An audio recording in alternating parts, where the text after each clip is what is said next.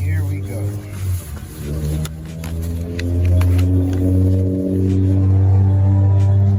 I truly dislike loud cars and loud motorcycles. No offense to the motorcycle. So, this is going to be a concrete table of the Wu-Tang symbol or logo. So I'm trying to get it situated so I can trace it out and do all the good stuff I need to do to it. I want to make sure that I'm lined up properly so I have enough space to put all my areas for the concrete mold. I don't care if it's off center, that don't matter because it's going to come out correctly. I'll make sure I give myself enough space.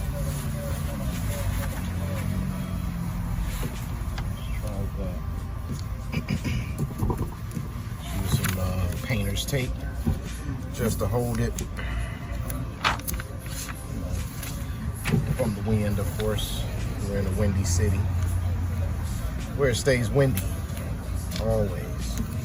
4 seasons in one day here. That should be it.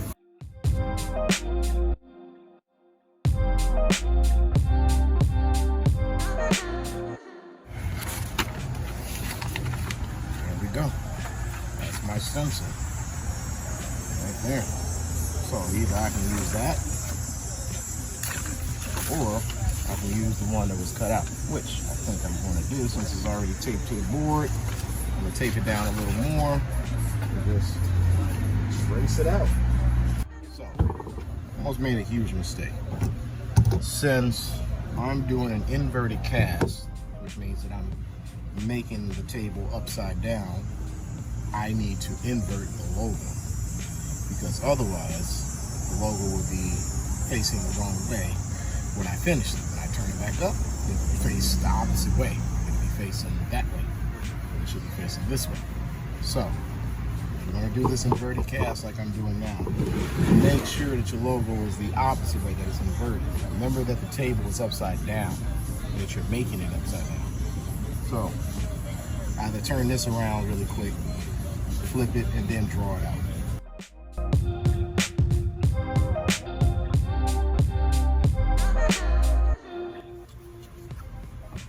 As you're tracing, I would hold it down, hold the logo and stencil down with this flimsy paper like this.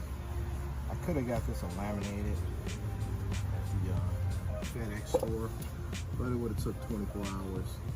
And I was too geek to get this started.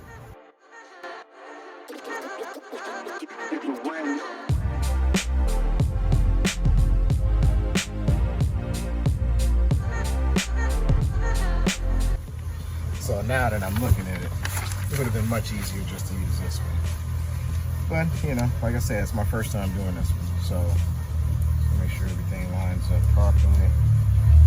It's looking good, a little bit off, but it still fits in the premise of it. If you get it off, you can still see the logo. To me, these are the hardest parts. Getting those lines right there, those curves, that is the most difficult part of this logo. This part, I pretty much got that figured out. But getting this was the most difficult part. I tried to draw it by hand one time, and it didn't come out too well. Looks pretty bad, and I'm a fairly decent drawer, you know, sketch artist. Like I can draw a little bit. I have a basic understanding of drawing, but it didn't work out. All right, so now let's start building the mold. In order to build the mold for it, we're going to have to use some small pieces of melamine, which is this. Some extras I have laying around. Previous projects.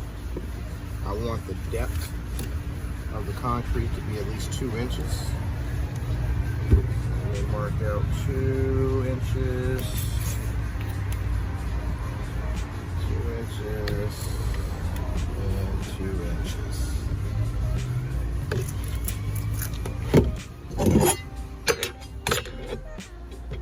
Quick square. Best friend. exactly what it says.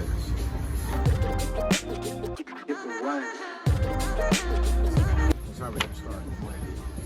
We got our 2 pieces cut out for our straight. 2 only straight pieces that we have on the whole entire logo. So one is 9-inch, one is 8-inch. Got them cut out. Now with these screws that I use, they have an indentation in them so that you don't have to really drill. But I'm always scared of cracking the wood, so I drill in. I drill first, put the screw in. So we're gonna get it lined up and see how I do.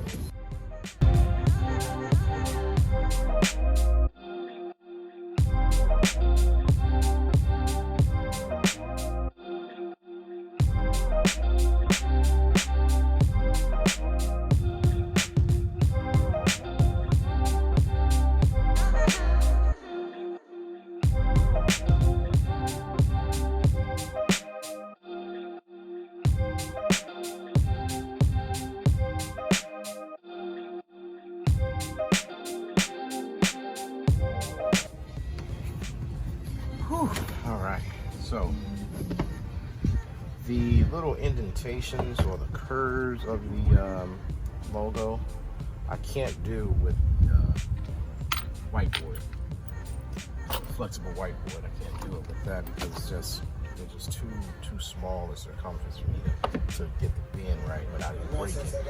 So, I thought of an idea. I can easily trace them out. Like this is the bottom of the logo, where I can have the flexible cardboard or the whiteboard come directly to it and mount it to it on both sides. And that'll give you our points here and about here. Same thing at the top, did the same thing. So hopefully this works. It should work.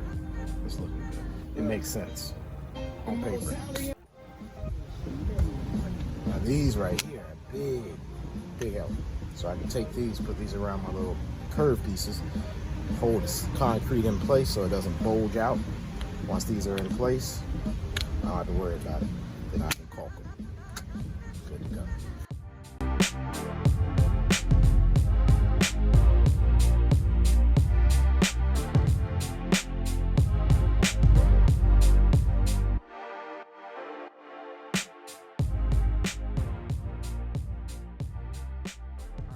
See, everything's in place, the mold is set, everything's locked down, everything's tight, secure. You might put another one, 2 right here. I know it's gonna push it out. Once I glue it, I just gotta seal everything now. So once everything's sealed, really good to go. I'm gonna take these 2 pieces out here. I'm gonna use packing tape for those to seal them off so that it doesn't have like unwanted indentations in the concrete. That would be bad. So I have to start all over, but I'm gonna tape that off with some packing tape. Seal the inside with 100% silicone all the way around, inside out. On the outside, you're gonna seal it with liquid nail. All the way around. Even the little joist pieces I put in, we can seal it. That way it holds. It doesn't bulge out, doesn't move at all. Let that dry for 24 hours. You'll be ready to pour the concrete after that.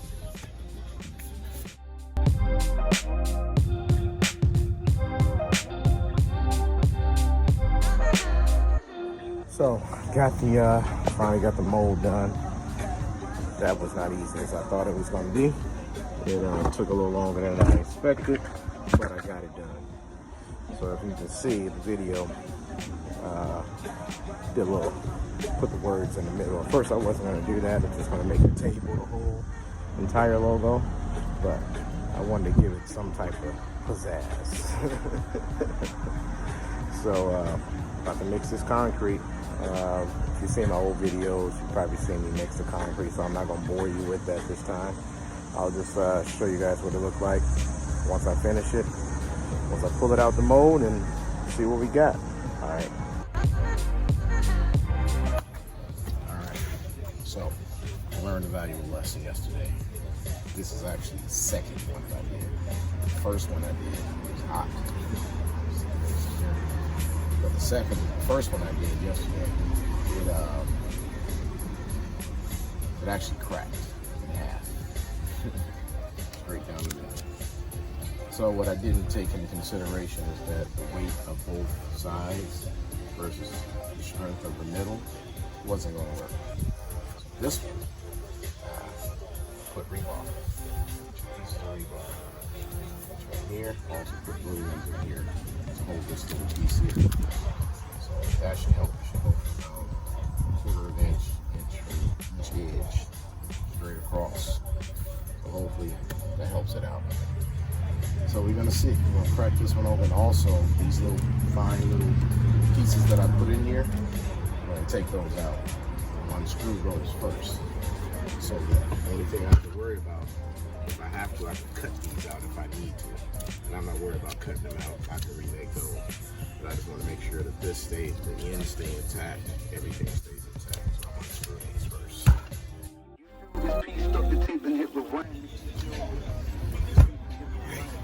Got it out. Looks like it's still in one piece. So we're gonna go from here. See what we got.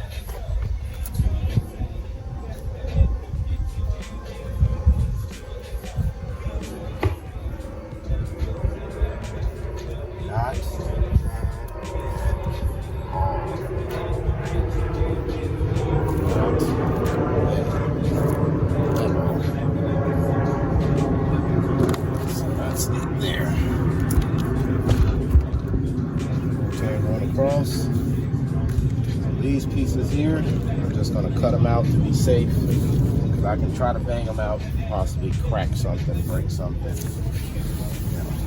just cause unwanted damage, unavoidable damage. So this will be the table face here. Do a nice epoxy on these. Turn these letters yellow, clear. Once I do a clear epoxy on this, I'm going to turn this concrete black. Put a dye in it. So it's a charcoal dye. So it's going to turn it black, get some yellow, some legs on it. It'll be good. So let's get these cut out. So I'm not going to play with it. I'm not going to attempt to try to take them out. So I'm just going to cut it.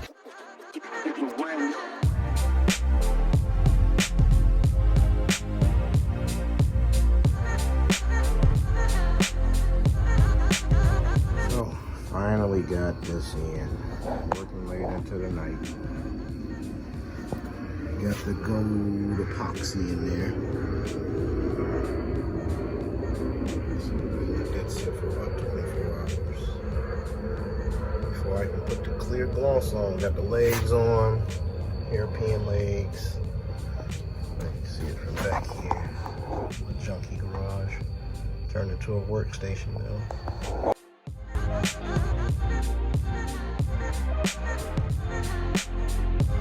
So finally finished it. By far one of the most difficult tables I've made thus far, but I'm satisfied at how it came out.